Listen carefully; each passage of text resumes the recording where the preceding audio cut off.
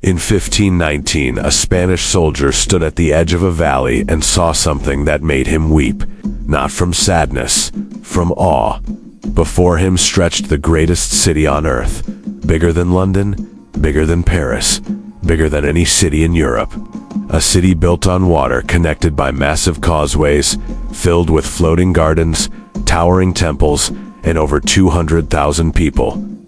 He wrote in his diary, "I did not know whether what I saw was real. This was Tenochtitlan. This was the heart of the Aztec Empire. And within 2 years it would be completely destroyed. But the story of why and how is nothing like what your history books told you. The story of the Aztecs begins not with power, but with humiliation.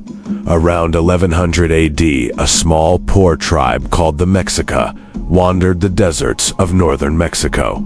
Nobody wanted them. Every city they approached drove them away. They were considered primitive, dirty, and dangerous. But the Mexica had something other tribes didn't.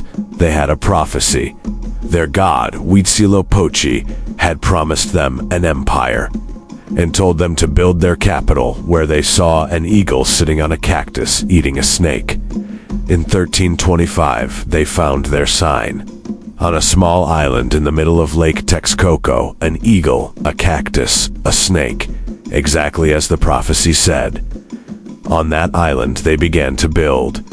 What started as a collection of mud huts on a swampy island would become, in less than 200 years, the most powerful empire in the Americas. The city they called Tenochtitlan, the city we now call Mexico City. To understand the Aztecs, you have to understand Tenochtitlan, because this was not a primitive settlement. This was one of the greatest engineering achievements in human history. The city was built entirely on water, connected to the mainland by 3 massive causeways, wide enough for 10 horses to walk side by side. It had a sophisticated aqueduct system delivering fresh water to every neighborhood. It had a waste management system so advanced that Spanish soldiers reported the streets were cleaner than anything in Europe.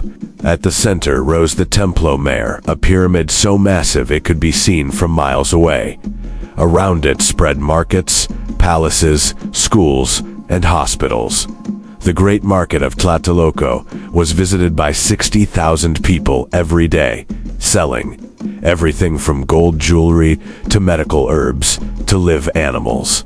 The Spanish soldier Bernal Diaz wrote that he had seen the great cities of Spain and Italy, and none of them compared to what he saw in Tenochtitlan. This was a city that took the breath away from men who had seen the wonders of Europe. The Aztecs were without question among the most formidable warriors of the ancient world.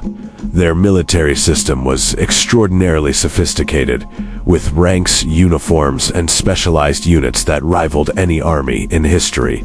The most elite warriors were the Eagle Warriors and the Jaguar Warriors, soldiers so feared that entire regions surrendered without a fight rather than face them in battle. But the Aztec relationship with war was different from anything in Europe. They didn't just fight to conquer, they fought to capture. Because the Aztec gods demanded something that terrified the entire known world: human sacrifice. The Aztecs believed that the sun needed human blood to rise every morning. Without sacrifice, the world would end.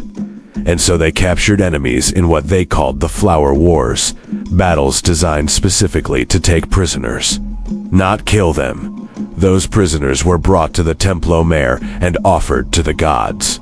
Historians still debate the true scale of these sacrifices. But what is certain is this: it was real, it was systematic, and it was at the absolute center of Aztec civilization. In Ihuijo, Hernan Cortes landed on the Mexican coast with just 500 soldiers. What happened next is one of the most extraordinary and most debated events in human history. The Aztec Emperor Moctezuma II made a decision that historians have argued about for 500 years. Instead of immediately destroying the small Spanish force, he invited them into Tenochtitlan as guests. Why? Some historians believe he thought Cortes was the returning god Quetzalcoatl. Others believe he was buying time. The truth may never be known. What followed was a catastrophe. Courts took Moctezuma hostage. The Aztec people rose up. Courts fled the city in a night the Spanish called La Noche Triste, the night of sorrows, losing hundreds of men in the causeways. But Courts had something far more deadly than guns or horses. He had disease. Smallpox, against which the Aztecs had no immunity, swept through Tenochtitlan, killing hundreds of thousands. An empire that had never been defeated in battle was brought to its knees by a virus. In 1521, after a brutal siege of 75 days, Tenochtitlan fell. The greatest city in the Americas was burned to the ground. The Spanish built their new capital, Mexico City, directly on top of its ruins. The Spanish tried to erase the Aztecs completely. They burned their books, they destroyed their temples, they banned their language and their religion. They wanted to act as if this civilization had never existed. They failed. The Aztec calendar, more sophisticated than the European calendar of the time, survives. Their agricultural innovations, including the chinampas or floating gardens, are still used in Mexico today. Their language Nahuatl is still spoken by over 1.5 million people, and their eagle, their cactus, their snake, the symbol from their ancient prophecy, is on the Mexican flag to this day. You cannot erase a civilization that lives in the blood of its people. The Aztecs are not gone. They are Mexico. The Aztecs built one of the most extraordinary civilizations the world has ever seen, and had it taken from them in less than 2 years. Their story is one of wonder, terror, tragedy, and ultimately, survival. Because the greatest empires are not made of stone and gold, they are made of memory. And as long as we remember, they live. If this story moved you, subscribe, because next week we go inside the world of the Ottoman Empire, the civilization that ruled 3 continents for 600 years and changed the world forever. You will not believe what we found. See you next week.